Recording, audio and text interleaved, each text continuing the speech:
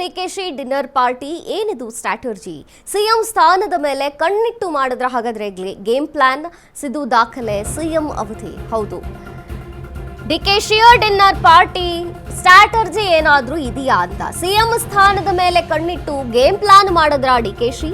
ಸಿದ್ದು ದಾಖಲೆ, ಸಿಎಂ ಅವಧಿ, ಬಜೆಟ್ ಎಲ್ಲವೂ ಮುಗಿದಾಯ್ತು. ಈಗ ಸಿಎಂ ಕುರ್ಚಿಗೆ ಕ್ಲೈಮ್ ಮಾಡಲು ಹಾಗಾದ್ರೆ ಡಿಕೆಶಿ ಮುಂದಾದ್ರ. ಕೆಪಿಸಿಸಿ ನೆಪದಲ್ಲಿ ಕೈ ನಾಯಕರಿಗೆ ಡಿನ್ನರ್ ಪಾರ್ಟಿ, ಡಿನ್ನರ್ ಮೂಲಕ ಶಾಸಕರ ವಿಶ್ವಾಸ ಗಳಿಸುವಂತಹ ಯತ್ನ. ಬಜೆಟ್ ಅಧಿವೇಶನದಲ್ಲಿ ಬಳಿಕ ಅಧಿಕಾರ ಹಂಚಿಕೆಯ ಪ್ಲಾನ್ ಫಿಕ್ಸ್ ಆಗುತ್ತಾ ಅಂತ ಶಾಸಕರ ಸಂಖ್ಯಾಬಲ ಹೆಚ್ಚಿಸಿಕೊಳ್ಳೋದಕ್ಕೆ ಡಿಕೆಶಿ ಪ್ಲಾನ್ ಮಾಡಿರುವಂಥದ್ದು. ವರಿಷ್ಠರ ಮುಂದೆ ಶಕ್ತಿ ಪ್ರದರ್ಶನಕ್ಕೆ ಮುಂದಾದ್ರ ಡಿಕೆ. ಡಿನ್ನರ್ ಮೀಟಿಂಗ್ನಲ್ಲಿದೆ 10 ಹಲವು ರೀತಿಯ ಪ್ಲಾನ್ಸ್ಗಳು.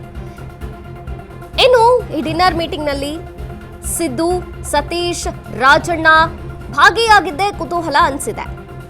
ಸಿಎಂ ಬೆನ್ನಿಗಿರುವಂತಹ ಸಚಿವರ ವಿಶ್ವಾಸ ಗಳಿಸೋದಕ್ಕೆ ಹಾಗಾದ್ರೆ ಡಿಕೆಶಿ ಯತ್ನ ಮಾಡ್ತಿದ್ದಾರೆ.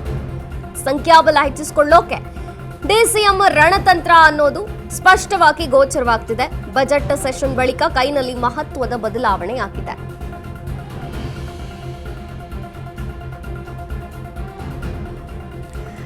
ಡಿಸಿಎಂ ಡಿಕೆಶಿ ಡಿನ್ನರ್ ಪಾರ್ಟಿಯನ್ನ ಮಾಡಿದ್ರು. ಸ್ಟ್ರಾಟರ್ಜಿ ಇದೆಯಾ ಹಾಗಾದ್ರೆ? ಸಿಎಂ ಸ್ಥಾನದ ಮೇಲೆ ಕಣ್ಣಿಟ್ಟು ಗೇಮ್ ಪ್ಲಾನ್ ಮಾಡಿದ್ರ?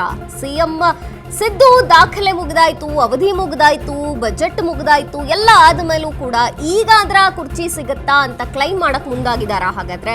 ಕೆಪಿಸಿಸಿ ನೆಪದಲ್ಲಿ ಕೈ ನಾಯಕರಿಗೆ ಡಿನ್ನರ್ ಪಾರ್ಟಿ, ಡಿನ್ನರ್ ಮೂಲಕ ಶಾಸಕರ ವಿಶ್ವಾಸ ಗಳಿಸುವಂತ ಯತ್ನವಾಗಿದೆ.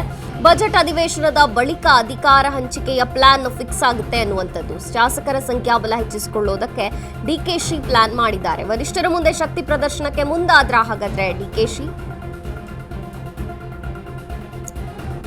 ಡಿನ್ನರ್ ಮೀಟಿಂಗ್ ಹಿಂದಿದೆ 10 ಹಲವಾರು ಪ್ಲಾನ್ಸ್ ಅನ್ನುವಂತಾಗಿದೆ ಈಗ. ಯಾಕಂದ್ರೆ ಸಿದ್ದು, ಸತೀಶ್, ರಾಜಣ್ಣ ಎಲ್ಲರೂ ಕೂಡ ಭಾಗಿಯಾದ್ರು. ಇನ್ನು ಸಿಎಂ ಬೆನ್ನಿಗಿರುವಂತಹ ಸಚಿವರು ಯಾರ್ಯಾರಿದ್ದಾರೋ ಅವರ ವಿಶ್ವಾಸವನ್ನ ಗಳಿಸೋಕೆ ಈಗ ಡಿಕೆಶಿ ಪ್ರಯತ್ನ ಮಾಡ್ತಿದ್ದಾರೆ ಅನ್ನುವಂಥದ್ದು.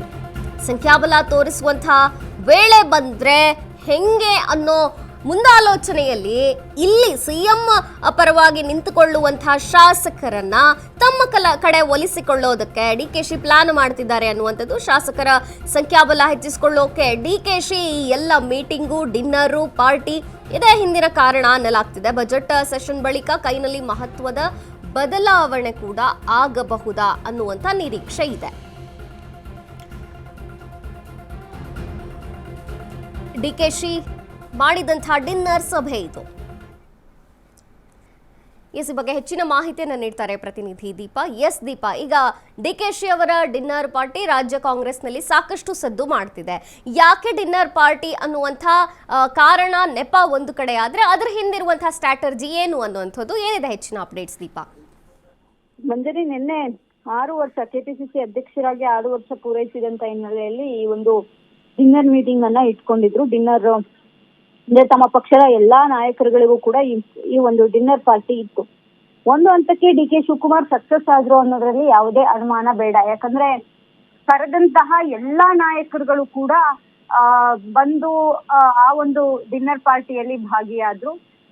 ಎಲ್ಲೋ ಒಂದ್ ಕಡೆ ನಾಯಕತ್ವ ವಿಚಾರದ ಜೊತೆಗೆ ಬದಲಾವಣೆ ಸಿಎಂ ಆಗುತ್ತೆ ಅನ್ನುವಂತಹ ಬೆನ್ನಲ್ಲೇ ಈ ರೀತಿಯಾದಂತಹ ಪಾರ್ಟಿಗಳು, ಅದು ಅಧಿವೇಶನದ ಸಮಯದಲ್ಲಿ ಆದಂತಹ ಪಾರ್ಟಿ ಏನಿದೆ ಸಾಕಷ್ಟು ಚರ್ಚೆಗೂ ಕೂಡ ಗ್ರಾಸ ಆಗಿರುವಂತದ್ದು. ಯಾಕಂದ್ರೆ ಸಹಜವಾಗಿ ಡಿನ್ನರ್ ಪಾರ್ಟಿಗಳಿಗೆ ಒಂದಿಷ್ಟು ಆಕ್ಷೇಪಗಳು ಕೇಳಿ ಬರ್ತಾ ಇತ್ತು. ಆದ್ರೆ ಇದೀಗ ಅವರು ಕೊಡ್ಲೇಬೇಕಾದಂತ, ಯಾಕಂದ್ರೆ ಎಲ್ಲರೂ ತಮ್ಮ ಕಡೆ ಇದ್ದಾರೆ ಅನ್ನೋದನ್ನ ತೋರ್ಸ್ಕೋಬೇಕಂದ್ರೆ ಒಂದು ಡಿನ್ನರ್ ಪಾರ್ಟಿ ಅರೇಂಜ್ ಮಾಡ್ಲೇಬೇಕಿತ್ತು. ಅಷ್ಟೇ ಅಲ್ಲ, ಆ ಡಿನ್ನರ್ ಪಾರ್ಟಿಗೆ ಇದೇ ಸಚಿವರುಗಳು ಎಲ್ಲೋ ಒಂದ್ ಕಡೆ ಆಕ್ಷೇಪ ಮಾಡ್ತಾರೆ ಅನ್ನುವಂತಹದ್ದು, ಆಕ್ಷೇಪ ವ್ಯಕ್ತಪಡಿಸ್ತಾರೆ ಅನ್ನುವಂತಹದ್ದು ಕೂಡ ಇತ್ತು. ಹಾಗಾಗಿ ಕೆಪಿಸಿಸಿ ಅಧ್ಯಕ್ಷ ಸ್ಥಾನ ಅನ್ನುವಂತಹದ್ದು ಎಲ್ಲೋ ಅದೊಂದು ನೆಪ ಆಗಿ ಅವರಿಗೆ ಸಿಕ್ತು. ಹಾಗಾಗಿ ಆ ಒಂದು ಡಿನ್ನರ್ ಪಾರ್ಟಿಯಲ್ಲಿ ಅವರು ಸಕ್ಸಸ್ ಆದ್ರು. ಎಲ್ಲಾ ನಾಯಕರುಗಳು ಕೂಡ ಬಂದು ಆ ಒಂದು ವಿಶ್ ಮಾಡುವಂತಹ ಕೆಲಸ ಮಾಡಿದ್ರು. ಈ ಮೂಲಕ ದೆಹಲಿಗೂ ಕೂಡ ತಮ್ಮ ಜೊತೆ ಎಲ್ಲರೂ ಇದ್ದಾರೆ ಅನ್ನುವಂತಹ ಸಂದೇಶವನ್ನು ಕೂಡ ಇದೀಗ ಡಿ.ಕೆ. ಶಿವಕುಮಾರ್ ರವಾನೆ ಮಾಡ್ದಂಗಿತ್ತು. ಸದ್ಯದ ಮಟ್ಟಿಗೆ ಆ ಒಂದು ಪಾರ್ಟಿಯಲ್ಲಿ ಸಿಎಂ ಸಿದ್ದರಾಮಯ್ಯ ಸೇರಿದಂತೆ ರಾಜಣ್ಣ, ಸತೀಶ್ ಜಾರಕಿಹೊಳಿ, ಅಂದ್ರೆ ಎಲ್ಲಿ ಡಿ.ಕೆ. ಶಿವಕುಮಾರ್ ಅವರಿಗೆ ಆಗೋದೇ ಇಲ್ಲ ಅನ್ನುವಂತಹ ನಾಯಕರುಗಳು ಅನ್ನುವಂತಹದ್ದು ಚರ್ಚೆ ಆಗ್ತಾ ಇತ್ತು. ಆ ಎಲ್ಲ ನಾಯಕರುಗಳು ಕೂಡ ಭಾಗಿಯಾಗಿದ್ದಂತಹದ್ದು ಕೂಡ ಒಂದು ಹಂತಕ್ಕೆ ಎಲ್ಲರೂ ತಮ್ಮ ಜೊತೆಗಿದ್ದಾರೆ ಅನ್ನುವಂತಹ ಸಂದೇಶ ಸಾರಿದಂಗಿತ್ತು. ಮಂಜೆ. ಎಸ್ ದೀಪಾ, ಥ್ಯಾಂಕ್ ಯು ನಿಮ್ಮೆಲ್ಲ ಮಾಹಿತಿಗಾಗಿ.